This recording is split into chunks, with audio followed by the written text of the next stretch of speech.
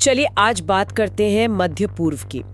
माहौल काफी गर्माया हुआ है वहाँ। हाँ बिल्कुल। खास तौर पर ईरान और इजराइल के बीच जो तनाव चल रहा है उसमें अब अमेरिका भी शामिल हो गया है। तो हमारे पास जो भी जानकारी आई है उसी से समझने की कोशिश करते हैं कि ये अमेरिकी हमले क्या थे, ईरान ने क्या कहा और आगे क्या हो सकता है। सही। तो शुरुआत करते हैं अमेरिका के हमलों से। ईरान के मुख्य परमाणु ठिकानों पर अचानक हुआ ये सब। हाँ बिल्कुल अचानक। 3 जगहों पर निशाना साधा गया, फोर्दो, नतांज और इस्फहान। जी।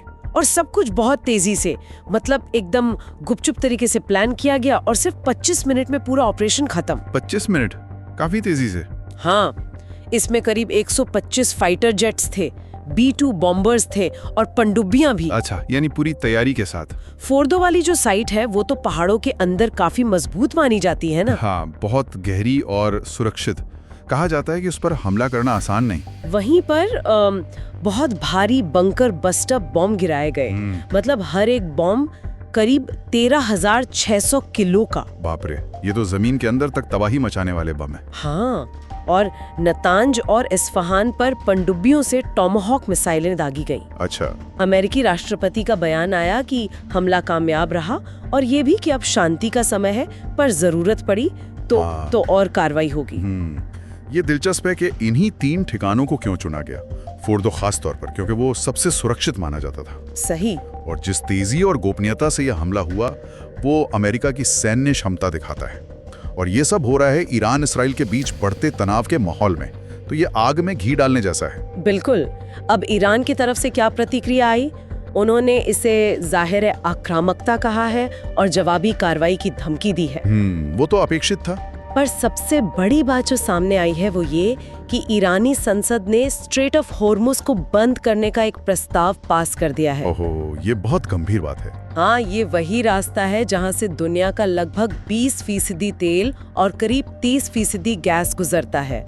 सोचिए, अगर ये बंद हो गया तो क्या होगा? हाँ, ये बहुत ही बड़ी धमकी है। अगर स्ट्रेट ऑफ हॉर्मुज बंद होता है तो तेल की कीमतें मतलब आसमान छू सकती हैं, शायद $150 प्रति बैरल तक पहुंच जाएं। पूरी दुनिया की अर्थव्यवस्था पर असर पड़े। बिल्कुल, पूरी वैश्विक अर्थव्यवस्था हिल जाएगी। लेकिन इसमें एक पेच है। क्या ईरान वाकई ऐसा करेगा?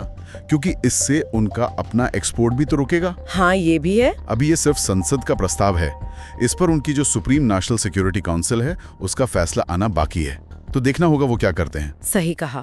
अच्छा, ईरान एक और बात कह रहा है।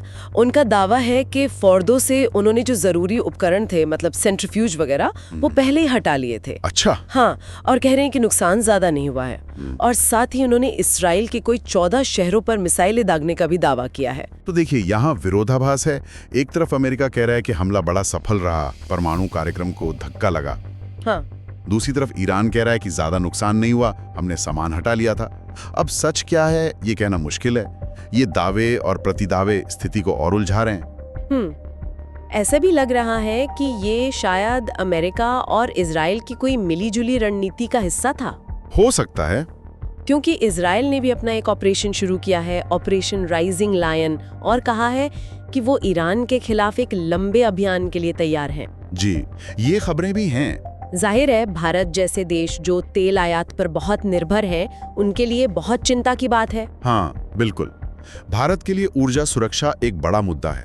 भारत ने अपने कुछ नागरिकों को ईरान से निकाला भी है, एहतियात के तौर पर। तो अगर हम पूरी तस्वीर देखें तो ये घटनाएं मध्य पूर्व में तनाव को खतरनाक स्तर पर ले जा रही हैं। हाँ, हालात बहुत नाजुक लग रहे हैं। स्थिति बहुत अनिश्चित है, कब क्या हो जाए कहा नहीं जा सकता।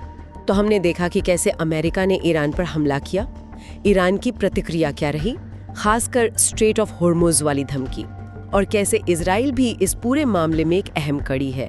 माहौल वाकई बहुत तनावपूर्ण है। हाँ बिल्कुल। श्रोताओं के लिए एक सवाल सोचने को छोड़ जाते हैं। ये जो फौरी तौर पर सैन्य और आर्थिक असर दिख रहा है वो तो है ही, पर लंबे समय में इस सीधे अमेरिकी हस्तक्षेप और ईरान की संभावित कड़ी प्रतिक्रिया के भू राजनीतिक नतीजे क्या हो सकते हैं? क्या इससे क्षेत्र में नए गठबंधन बनेंगे या पुराने झगड़े और गहरे हो जाएंगे? सोचने वाली बात है।